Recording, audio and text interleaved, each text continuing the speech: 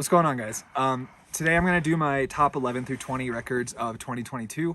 I just talked about these records on a stream on Future Ruins channel. Just wanted to kind of formalize it and put the list out on my channel too. I'll upload the top 10 probably sometime early next year. So yeah, let's get through these quickly. My 20th favorite record this year was the new Hexis record, Aeternum. Hexis is a Danish black metal band, but they're heavily influenced by hardcore. And I don't see this band getting talked about a lot. It's probably a case of too black metal for the hardcore kids, too hardcore for the black metal kids. I just think they've really mastered this style of music, especially with this release. They're definitely the best black and hardcore band I've found, and unfortunately I have done a lot of looking. So yeah, I mean, if that sounds like it's maybe up your alley, I definitely recommend this one. It's a pretty niche genre, but I think this record is a shining example. For number 19, I have the new Panzerfaust record, Sons of Perdition. Panzerfaust is actually a band I haven't really been able to get into until this record came out. And that's not to say that this record is drastically different than their earlier output. It's just sort of, I don't know, it's like the crown jewel of their discography as far as I've heard, at least. This one really won me over. It's really sort of slow, plodding, almost doomy black metal. Very evil, very just menacing atmosphere. They have a lot of long tracks broken up by these interlude tracks, and usually I think that's kind of gimmicky, but for this record, I don't know, it works really well. Panzerfaust is kind of a bigger band. This is one that probably a lot of people have already been exposed to, but yeah, I'm happy to say that I finally understand the band thanks to this release. So for number 18 this year, I have the new Ofdrykkja record, After the Storm. This is not a metal record, it is a folk record played by a metal band. Sylvan Wandering, he has a YouTube channel that I'll link in the description, actually just let me know that they have another record coming out next year. So this one might just be like a, you know, kind of a one-off folk EP, and then they're going back to their more metal style. But this record is just beautiful. It's absolutely amazing. It's really got a nature-inspired, just aesthetic all around. That's really something the band has been leaning into heavily in the second half of their career here, and this record's no exception to that. The 7th track on this record, which is the album closer, is a huge standout. Really beautiful, really moving, and just emotionally powerful song, so I definitely recommend checking that one out. I have a full review of this one, so I guess if you're interested in hearing more about the record, you can check that out. So number 17 is the new Pensées Nocturnes record. I also did a full review of this one pretty early on in the year. This is really oddball black metal. It's avant-garde, progressive, neoclassical, just fucking weird shit.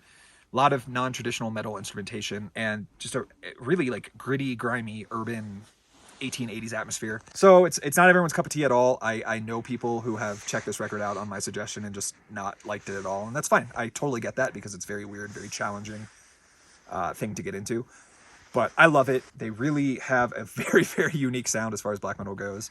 I can't think of any other bands that do this type of thing, and I just think I don't know, I admire the creativity and the passion that's clearly going into this project. Number 16 is the new Eisflammen record. Eisflammen is a Russian black metal band with a German name, which is a little odd, but they are clearly leaning heavily also into the nature side of black metal, which is just becoming more and more my thing as time goes on. This one's cool. It's atmospheric black metal, but it's not super long form. They've got, 7 or 8 minute tracks, so it's still to the point, punchy. It's one of those records that's definitely more about crafting an atmosphere than it is about individual riffs, individual song portions.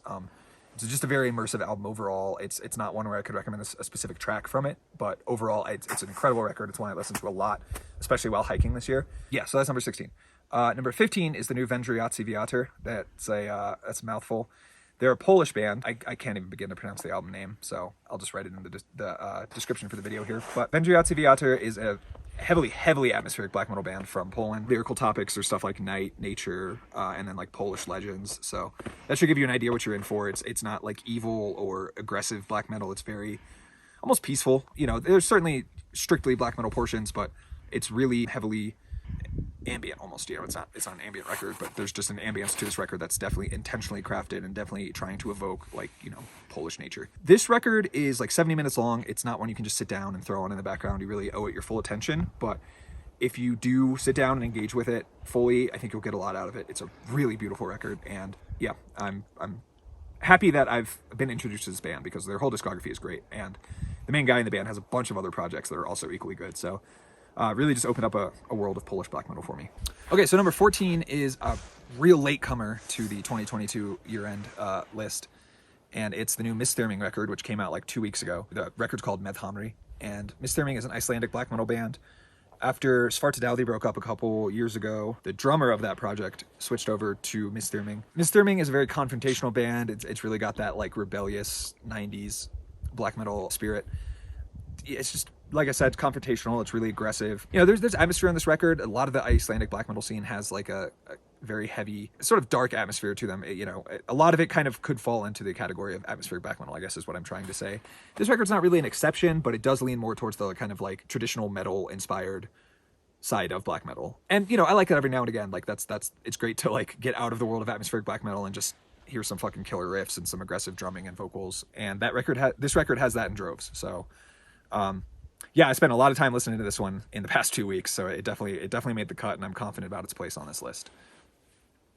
Similarly, and actually even released even more recently, is the new Hate Forest record, Innermost. Hate Forest is a Ukrainian black metal band. It's a Druk-related project. It's not, I wouldn't call it a side project, but the main force behind both those bands, Roman, is in just a whole host of black metal bands, and all of them are good. Hate Forest was actually broken up for like 15 years, and then they released an album 2020 actually, Hour of the Centaur, and I think people thought that would be their last record, and so this one was a bit of a surprise when it was announced. But man, I mean, this is like, I think this is the best record they've ever done, and that's a controversial claim because they're such a beloved black metal band, but I really think they've nailed it. This is kind of an amalgamation of a lot of his bands, kind of, I guess the influences of all the disparate projects are kind of in this melting pot together, and it makes a really engaging listen. And it's also 35 minutes long, which is like, so it's just imminently listenable. You know, there's no fluff, there's no filler. It's not really a dense record. It's just like killer riffs, but also a killer atmosphere. It's a perfect melding of the two things that I think make black metal amazing. So yeah, this is an incredible record. Unfortunately, it's only available on YouTube right now, I think. I don't even think it's on Bandcamp yet, but it's definitely worth listening to. Number 12 is the newest De Eviga Leendet record. This is a Swedish project. It's largely anonymous, but the vocalist is in the project Mari Cognito. This is a very like kind of existential type of black metal. The whole idea of the band is that it's named after a Swedish novel where the dead spend eternity just talking to each other to pass the time. So it's got a very, I guess, like philosophical angle to it. But I mean, there's some fucking amazing riffs on this record. It's really a very engaging listen, and I'm excited to hear more from this project. I get the impression, I also did a longer review on this one on the channel, but I get the impression that most of the guys in this band are probably in other bands, just because this doesn't sound like a brand new project. This very much sounds like experienced musicians who are just trying a new musical outlet. And I think that's why it's so good, because these guys clearly have other projects and releases under their belt. So this is a great one. Didn't see it getting much attention, so go check that one out. Finally, number 11 is the new Heltekvad record. This project is all the guys in ASCII, the Danish black metal project. Rather than being, you know, the ASCII style, like atmospheric black metal, this is really almost raw, like medieval style black metal. It's kind of irreverent. It's kind of got like a rock and roll attitude to it. But just really, really memorable riffs. It's got a lot of like high energy sections. It's just one of those records that makes me want to like, I don't know, get up and do something, because it's just got a really like energizing aspect to it. I listened to this record a lot more in the first half of the year, but while I was making my year-end list, I came back and revisited it, and it still holds up. It's really, really just a great record, and I'm very confident about its place on this list. It easily could have been in the top 10, but there's just so many good records this year that, you know, beat it out. But yeah, so that's my 11th through 20th favorite records this year. I'll come back with a top 10 in probably about 2 weeks or so. We're actually going to do a future stream where me and a couple other YouTubers go through and say all our top 10s this year. And I'll link the channel that's going to be happening on below, and I'll post more about it as that gets closer. And then probably after that video, I'll upload my top 10 on my channel. Thank you to everyone who's watched the videos this year. I really appreciate everyone who leaves comments, likes, and subscribes to the channel. Drop a comment below if any of the albums on this list are also on yours, or if there's an album you'd like to see me review in the future. I would love to, you know, kind of take more suggestions and just maybe even come across some albums I haven't heard yet. So yeah, like, subscribe, drop a comment, and thanks everyone for watching, and I will see you in 2023. Get the fuck outside.